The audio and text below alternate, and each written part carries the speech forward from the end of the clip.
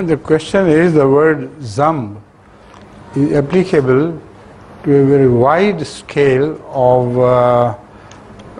not only crimes or sins, but also wide scale of one's mistakes.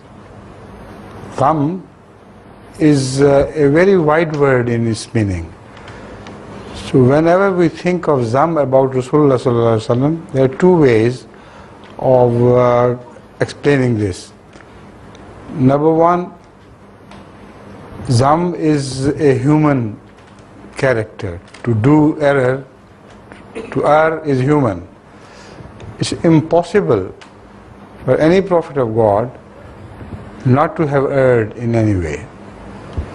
Right from Adam to Rasulullah sallallahu alaihi wasallam, all prophets have erred in some ways, but the point is, they do not belong to the same category of awakening.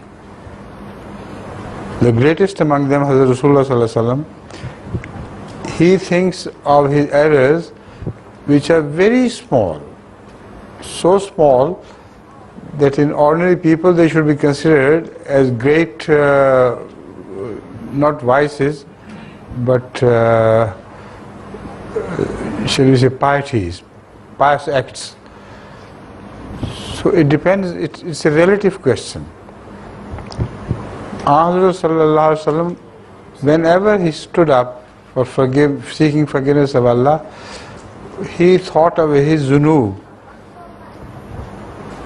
As we, when we think what those zunub are, we will be amazed. Why is he seeking forgiveness for something like this?